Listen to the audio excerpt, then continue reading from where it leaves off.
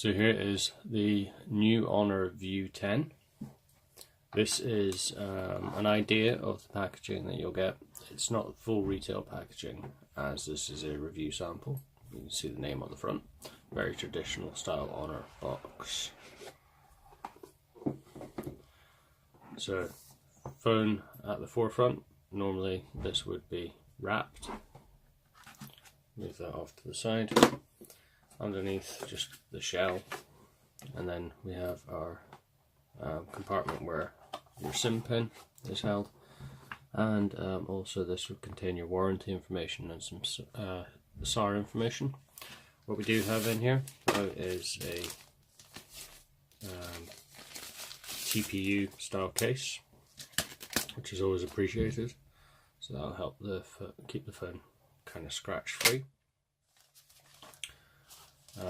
Nothing else in there, and this is where your charger and your power cable would be.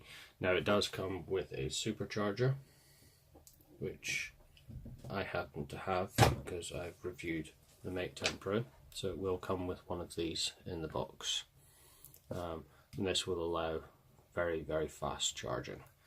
I have been using this on my Mate 10 Pro without any problem. I'm using a EU adapter, as this was the European model that I had as a review sample. So we'll move all of this out of the way and we'll bring the phone into the foreground. So there we are. This is the blue or black model, I believe they are actually calling it. Let me just double check. Okay, it's not going to tell me on the box. Blue. Yeah, they're calling it the blue. Now it is a 128 gigabyte memory with 6 gigabytes of RAM. Now those specs may sound familiar because that is exactly what I have in the Mate 10 Pro. There is, however, some significant differences between them. Firstly, size. So you'll see that the Honor View 10 is slightly taller. It is also around about the same thickness, and the actual width is slightly thinner. It is ever so slightly taller, as you can see there. Camera placement is also different. So we have our vertically stacked camera on the Honor Mate 10, and then on the Huawei Mate 10 Pro, and then on the Honor View 10 we have them horizontally stacked with an LED flash next to it. We also have no rear fingerprint sensor. The reason for that is that the fingerprint sensor is now on the front. This is so that it can use a face unlock technology, and the sensor array for that is located in this area. We do also have our front facing camera, which is just double checking, I believe it is a 13 megapixel front facing camera. The rear facing camera is a 16 megapixel RGB camera and a 20 megapixel monochrome. And you've got that dual LED flash, as I mentioned. The other big difference we've got here is on the bottom. So you do still have your USB Type-C, which is supercharged capable, but you also have the addition of a headphone jack. So you won't need to lead the dongle life with this device. You do have that headphone jack on the bottom. Bezels are pretty thin, and it does have a pre-fitted screen protector, but apart from that there's not much of a lip. Also, the back of the phone is metal, as opposed to the Huawei Mate 10 Pro, which is glass. Up the top, we do still have our IR emitter and a noise cancelling mic. Around the side, we've got our volume up and down and our power button. The power button, very similar to the Honor 7X that I looked at the other day, does have some texture to it, so it makes it easier to find. On the other side, we have our SIM slot. Now this is the dual SIM variant. So it has the capability of having two 4G SIMs, both that will work on 4G.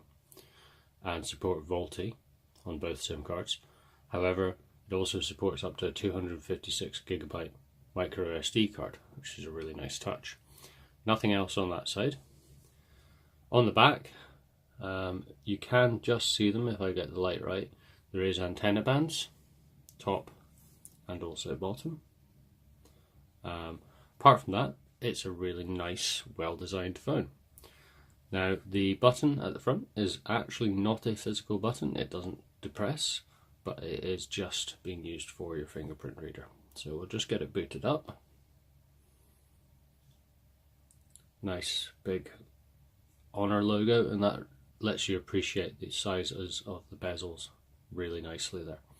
Now, as a comparison, just to give you an idea, I'm going to load up my Mate 10 Pro at the same time, and you can see the actual screen real estates.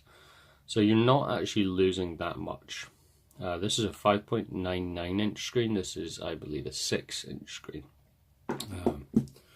The resolution of the screen is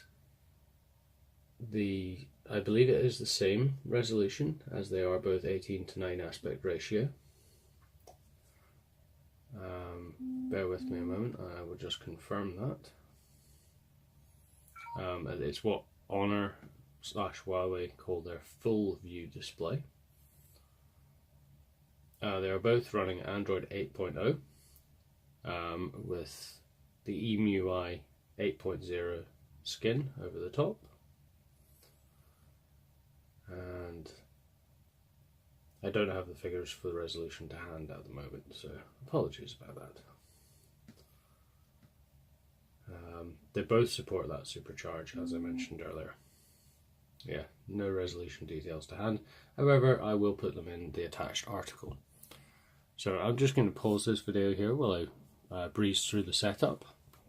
So if you bear with me a moment, I'll be back shortly. So that's us back. That's the device fully set up now. As you can see, very, very familiar Honor and Huawei skin. You can change this if you decide you want a app drawer, just by pinching in on the screen, and then going into settings. Sorry, forgive me. It is actually in a different area. So I just navigate into that by going into the main settings and then into display, home screen style, and you've got the ability to set it up with an app drawer, which I personally prefer, so that's how I would probably have it. And you can see that it's quite smooth switching between the two screens there, and you've got the Google launcher also there as well. And then your app drawer is a vertically stacked app drawer, very similar to what we've seen on the Mate 10 Pro. So that is a brief overview of the Honor View 10 and an unboxing. I have had some brief hands-on with this at the press event down in London a few weeks ago, and I'm looking forward to getting stuck into the full review of this, particularly seeing how these cameras compare with the Huawei Mate 10 Pro, its sister, I suppose you could say. One thing I have been really impressed with the Mate 10 Pro is the cameras, as I've mentioned, but also the speed of the fingerprint reader and the general speed of the phone. So I'm hoping that with the same specs in here, it will be very, very similar. I'll just do a quick test on the fingerprint reader now. And as you can see, pretty much instant as soon as I put my finger on the fingerprint reader there. So I'm also going to have a play with the face unlock option as well. I haven't set that up yet, but it promises to be pretty good. Whether or not it's fully available at this time, I don't know, because it was mentioned in the press event that it may be pending a future software update. So we'll have a look at that and find out more when we go through the review. Thanks very much, and I'll see you on the next one. Bye.